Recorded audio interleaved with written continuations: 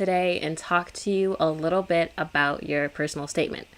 So I don't know how many of you know that I actually am one of those weird people that just really likes essays. I love them. I was an English major at Princeton. I think that maybe I'm just masochistic, but there's just something about the writing process that I absolutely endure.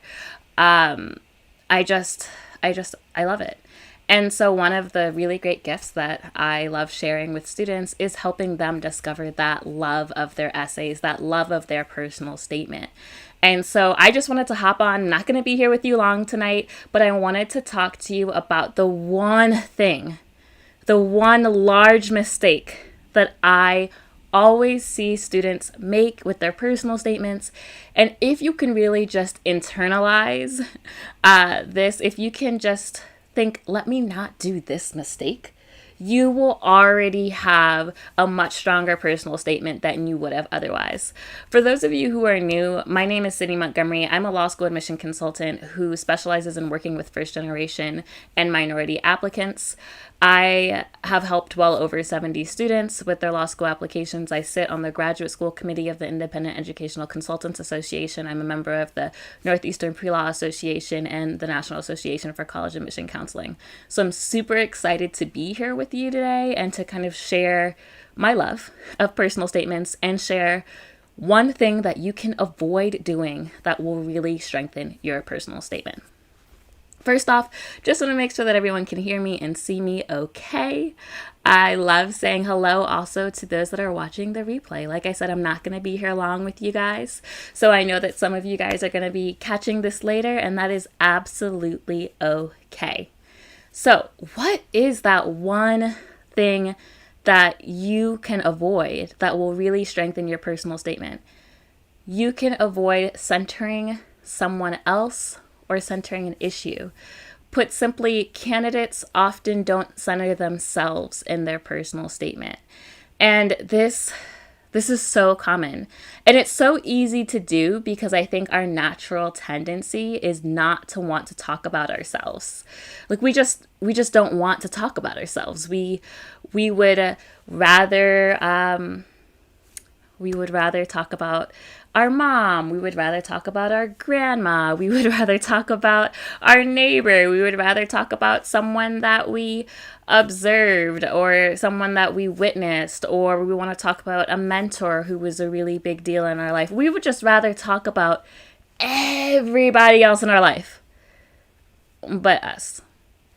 And one of the really hard things when you're making this kind of switch in your writing is that you need to really focus on you and your experiences, even if it seems like the experiences were really someone else's experiences that propelled you into wanting to go to law school. You still had some feelings and some experiences in that. I'm going to take a moment just to make sure that everyone in the Facebook group is actually with me. Let us see, because I think that they may not be with me. But I know that YouTube is with me, and I know that Instagram is with me. So hopefully the Facebook group can get there as well. Let me just see something really quickly. And while you're watching this, definitely put in the comments where you are from. Where are you in your personal statement journey? I love to know who I'm talking to. If you're just starting your personal statement, if you're at the middle, if you feel like you have a good draft and you are almost done, I would love to hear where you are in your personal statement journey. Okay.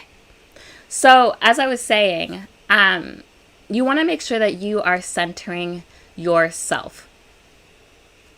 This is really important too, especially with first-gen and minority applicants who often sometimes get the well-intentioned but misguided advice that they should just focus on a trauma, an obstacle they've overcome. And sometimes when you do start your personal statement, oftentimes you might start with some context, some background to who you are as a person maybe, or to kind of introduce the admissions committee reader to where you're going. I love that. I see you on Instagram. I just started writing down some ideas. So you want to listen carefully, okay? Listen carefully. If you're just starting to write down some ideas, this is going to help you. So yeah, so you want to talk about some background, and so you may talk about your childhood, or you may talk about how you first got interested in this issue, and I want to show you two different ways of doing this and how they're different. So in one version of a personal statement, you can say, my mom moved here. She immigrated from, we left our country and we immigrated to this country. My mom didn't have the support of anyone, and so she worked 2 and 3 jobs, and it was really difficult for her to get citizenship, or it was really difficult for her to navigate the complexities of corporate America coming from an immigrant status. This watching her do this really inspired me to whatever. Okay, it's an intro. I didn't really learn anything about you, but I did learn about your mom. I learned that your mom's resilient, and that your mom's perseverant, and that your mom's got grit, but I didn't learn about you. You could flip that same story and instead go, growing up was difficult because as the daughter of a single mom who is also an immigrant from this country, I often was worried watching my mom work 2 or 3 jobs. I felt like I wish there was more that I could do to smooth out the experience from her. But because I didn't know, and I was too young to know the immigration land, and we didn't have any family to reach out to, I often felt helpless in that situation. Do you see how that's the same exact story? Same story. But I'm not talking about my mom right now. I'm talking about me. How I felt, what I experienced, what I saw, what I wanted to do. Now I'm learning about you. It's such an easy shift, but it's one that we don't necessarily always think to do because we're just telling the story and we are naturally not trying to be self-centered. And often when we're talking, especially about our childhood or things that we've witnessed, we don't take that moment to be like, how did I feel? What was going through my head? What did I want? How did those feelings grow into something else? How did that experience that maybe I didn't necessarily go through, but I witnessed? Or let's be very real. If your parents are going through something, you are going through something. Okay? You're not just out here sheltered from everything that's going on. If your family is going through it, you are going through it. And I want to know about you. Again, I don't want to know about your family. I want to know about you and how you felt. How long is too long for a personal statement? A personal statement should be 2 pages, double spaced. That's it. Now, again, people always like to tell me, but my school says that they'll take 3 pages. Honestly, even for Berkeley has a 4-page available personal statement. I have had many students, including myself, get into Berkeley with a 2-page personal statement. Ain't nothing wrong with a 2-page personal statement. It's like Old Faithful. Everyone is going to love it. Not everyone's going to love your 3-page personal statement. Not everyone's going to love your 4-page personal statement. Most schools won't even take your 4-page personal statement. But I love when you can pack it in there, make that impact, make me understand why you want to go to law school, what you've done, what your experiences are. They have that strong writing, and you did it in 2 pages. Ooh. Just makes me feel like, yes, where's the admit button, right? If you might have been really impacted me in the first page, but if you're still going in the 3rd page, I'm like, dang, I liked you, but now I'm kind of bored. Just give them 2 pages. That's what they want. That's what they want. Just the whole purpose of this, I think a lot of times students want to say well, can I do this? You can do a lot of things. What is it that they want? You're not writing for you. You want to tell your most authentic story. You want to share who you are.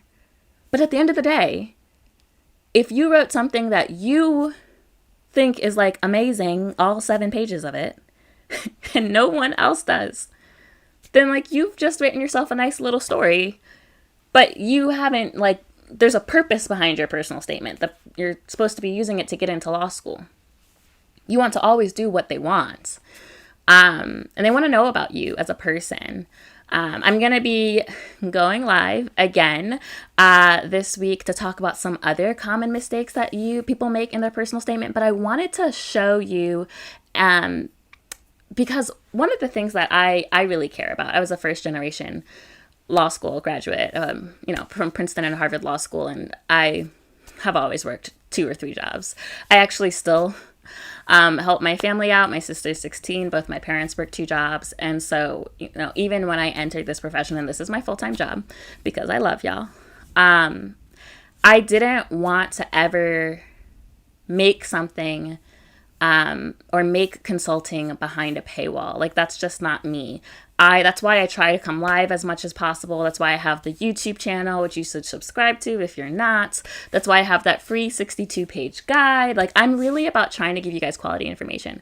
But I understand that some of you are still looking for more guidance, but you are feeling like, listen, I've got rent, I've got student loans, we're in a pandemic, I just can't invest right now in consulting. So I'm really excited because, like I said, I'm going to be going live this week. I'm going to be breaking down some other common mistakes. But if you're looking for that step-by-step guidance, I just launched my new personal statement course, and I have put my foot into it. I have really given you over 30 videos. I have really made it so that you feel like you're working with me. Because I know that you guys know that you feel like you're talking to me right now. And this is the environment that I create in this personal statement course for an incredibly reasonable price. And if you have an LSEC fee waiver, is 50% off, boo. So I want you to know that I see you. I see all of you that are listening, and you're like, I just don't know how I'm going to be able to get the guidance that I need. Y'all might be on Reddit. Please get off Reddit. Nothing good happens on Reddit. Okay. But you guys do need that strong personal statement to get into law school. So I want you to know, even if you look, I'm going to show you like the back end. If you're on Instagram, catch this YouTube because I'm screen sharing. But I'm going to show you that back end of the course. And you can see that we go through the fundamentals, we go through brainstorming, we go through crafting your why law statement, we go through organizing your stories, we go through structuring your essay. Y'all, I gave you a lot of stuff in here. I give you sample essays, I give you sample outlines, I give you screen shares. So I walk you through how you take the brainstorming and put it into the template that I give you for structuring your stories. I walk you through how to take that, and then how do you make an outline, because y'all need an outline. And then when we talk about these common mistakes, I talk about don't centering someone else's story. I show you what an example of someone centering their story looks like, and then I show you what happens after we're done working on it. I show you what it looks like when someone centers an issue, and I show you what it looks like when we're done working with it. I want to show you the before and after, right? Because I feel like that's kind of a really good way to learn. Because I'm a very visual person, so I need to see it. I need to see it, right? So I walk you through all of that. I give you even a guide to letters of recommendation, but I give you all the case studies that you need. You'll have over 7 full-length essays to look at. You'll have so many brainstorming templates to look at. So I want you to know that if you are listening to this, and like I said, I'm going to be going live this week, giving you some more personal statement gems. Friday, of course, live at noon, talking about the personal statement.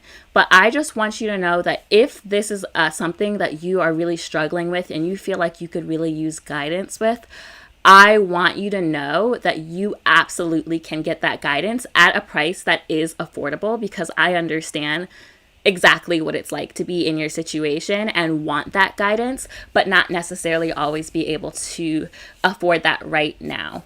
And even if you start with the course and then later, you get blessed with the lotto and you are able to invest more, that's absolutely fine. But if this is all you can do right now, less than $500, if you have an LSEC fee waiver, less than $250, it is going to walk you. You can have a 4-week timeline, an 8-week timeline, a 12-week timeline, but you're going to have a rock solid draft. This is my specialty. Essays are my specialty. I love them. And I love helping you with them. So I definitely want to make sure that if that is something that you're thinking about, that you want more guidance, that you are able to do that.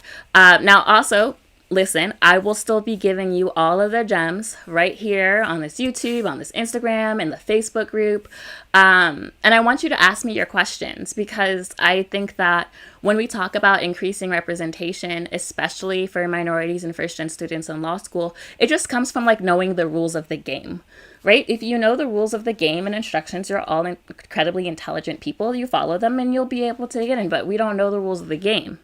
So my job is to give people the rules of the game so that we can all succeed and go forth together. So just like as a recap, what I talked to you about today, what you want to make sure that you're not doing is you are not centering someone else, or you're not centering an issue, or basically you're just not centering yourself, right? You want to make sure that in everything that you do, you are talking about yourself. Do not spend 5 sentences talking about something that's not you. That's like kind of a good litmus test. You like go through some lines and you're like, oh, I haven't said the word me or I in a while. I'm not sure. Perhaps you may be centering something else in that moment. And I just encourage you to try to flip the narrative a little bit and see, how can I tell the same exact story, the same exact experience, but from my vantage point, so that they get to know me as a person, they get to know my values, they get to know my character, all of that, because they want to admit people. I always say, if they just wanted to admit test scores and GPAs, listen, they would be replaced with computers and everyone would save so much money. Salaries are expensive, but they don't want to do that, right? They pay salaries, whole committees. Why? Because they want to admit people. They want you to tell your stories. So I hope that was helpful. I told you I wouldn't be on too long tonight. Just wanted to hop on and say hello. And, if you have questions, or you want to learn how you can work with me, or you want to get that course, because let me tell you, you want to do that course, you're going to have a good personal statement. And if you need extra help, you have the hourly document review. And if you have an LSAC fee waiver, guess what? It's 50% off for hourly document review as well. I don't need you breaking the bank to get quality advice. So that's just always going to be my motto. But if you have any questions, you know where to find me. You can reach out, and I will talk to you guys very, very soon. Bye, guys.